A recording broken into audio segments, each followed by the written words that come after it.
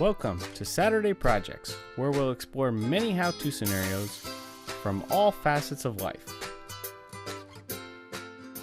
Hey there, world of YouTube. Welcome to Saturday Projects. Today I'm getting ready for winter, and I have a project that involves my snowplow, setting up the snowshoes to be more precise. So I'm going to show you how I do that process, and we'll go from there. So let's get into it. Okay, so the first thing we have to do is hook up the plow to the truck, of course. And sometimes this is not always an easy task. As you can see, I get it in pretty easy, but I'm going to have to give it another push to get it all the way in so the pins will lock properly. Alright, so now it's all the way in. And this is a Fisher plow, it's supposed to be a 2-minute setup, so you know, if you want to set the timers, see how long it takes me to get this done. I gotta move some wedges of wood that I had in place when I pull it out, so I gotta move those out of my way.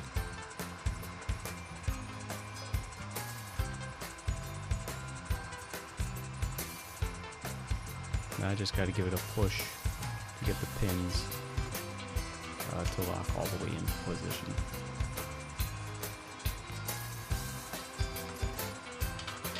And there they go.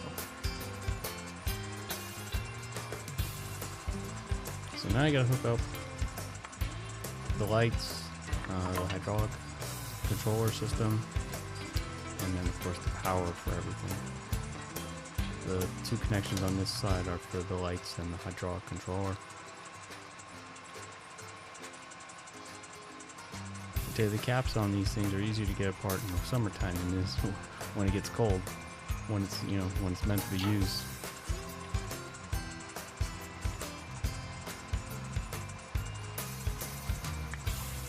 So with those plugged in, I have to go over to the other side and plug in the power from the battery.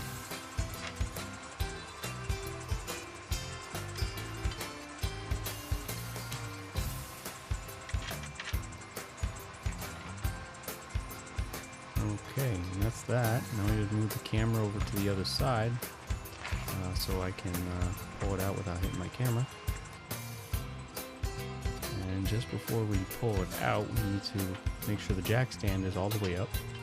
So I'm releasing the pin and pulling up the jack stand. And then we can lift the plow and pull it out. Now this is stored underneath the roof, and there's 2 posts on each side, so I need to make sure, I mean, it barely fits in between these, so I need to make sure I'm careful as I'm backing out.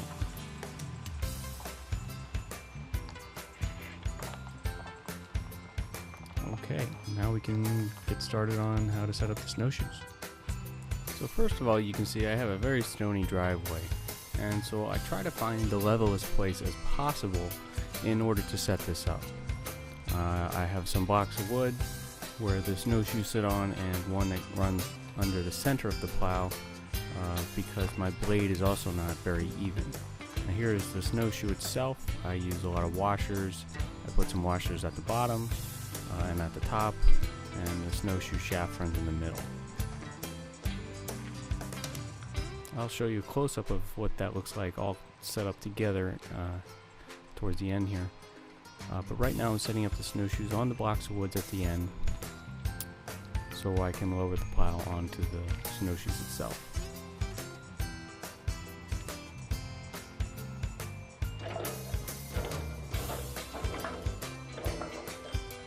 So there we go, the snowplow's lowered onto the snowshoes, and now you can see how the gap of the blade is not even. This will be suffice for me, and I'll explain a little bit more about that in a minute.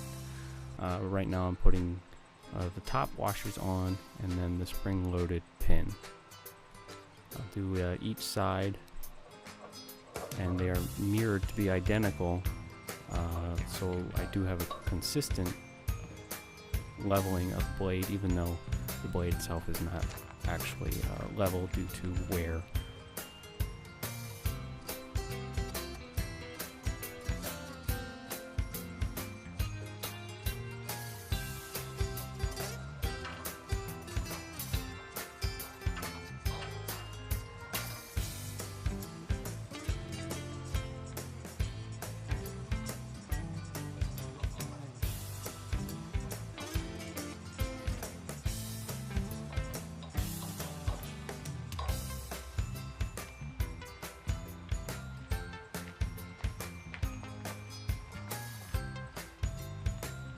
Okay, so here you can see I'm looking for about an inch on each side. Here you see the blade is only 4.5 inches long.